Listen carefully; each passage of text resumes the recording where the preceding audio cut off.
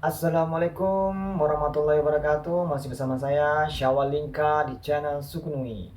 Kali ini kita akan membahas tentang mubahalah, peristiwa mubahalah.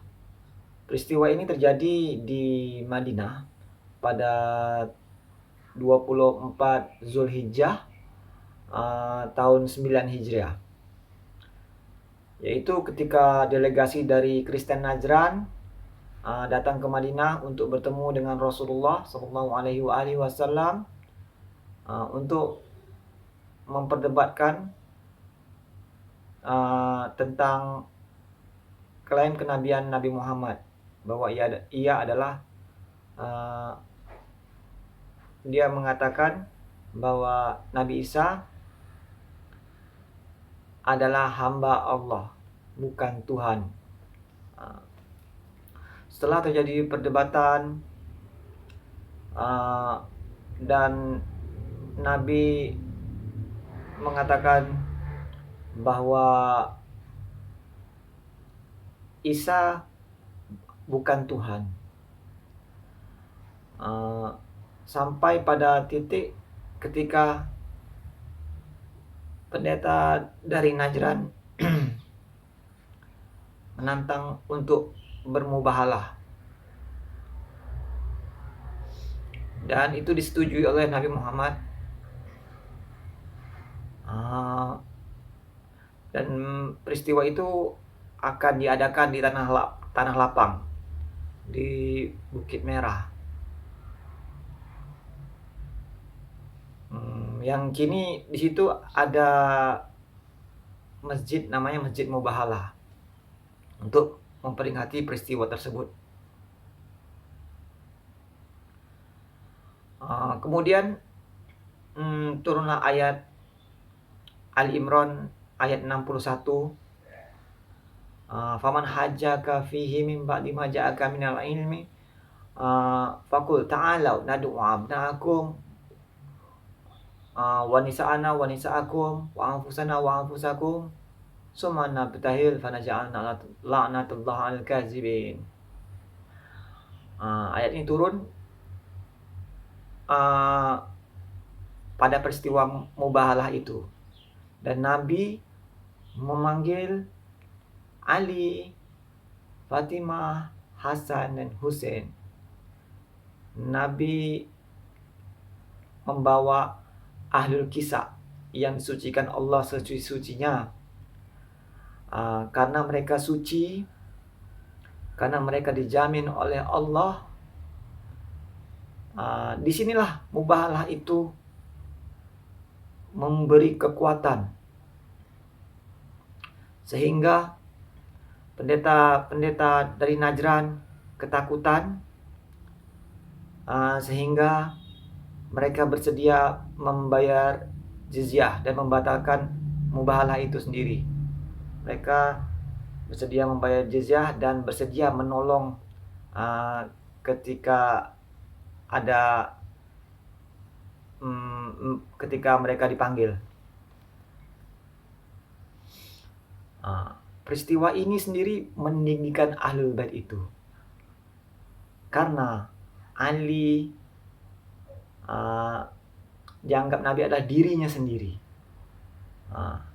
kelanjutan dari misinya itu sendiri, dirinya itu sendiri. Kemudian Fatimah dianggap Nisa, perempuannya sendiri. Sedangkan anak-anaknya Hasan Hussein itu ada anak-anaknya sendiri. Jadi inilah jalur spiritual Islam yang sebenarnya. Allah meninggikan mereka. Ini dalam Quran. Dan peristiwa itu terjadi dan disaksikan banyak orang. Peristiwa ini menentukan masa depan kita, dan sesuai pula dengan bahwa Allah menyuruh kita bersolawat kepada Nabi Muhammad dan keluarganya. Para malaikat dan seluruh makhluk bersolawat kepada Nabi Muhammad dan keluarganya. Inilah jalan yang lurus itu. Inilah jalan ilahi, jalur resmi Islam. Karena Nabi Muhammad adalah Nabi terakhir dan ia adalah pelurus agama dari agama-agama sebelumnya yang diselewengkan, karena agama ini hakikatnya adalah satu, agama ilahiyah dari Allah. Kemudian diselewengkan oleh orang-orang yang tidak resmi, ulama-ulama yang tidak resmi, yang tidak ditunjuk oleh Allah. Makanya perlu kita mengikuti orang-orang yang ditunjuk oleh Allah. Inilah jalur resmi. Dari Adam orang-orang yang resmi, kemudian nabi-nabi yang lain, sampai ke bawah, sampai kepada Nabi Muhammad, Nabi terakhir.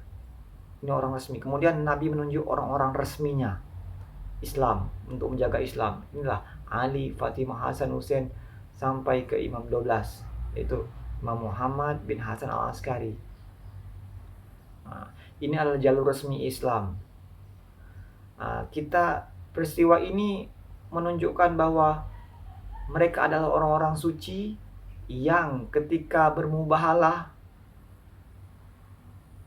itu akan tertimpa kepada orang yang berdusta. Mereka orang yang suci yang tidak berdusta.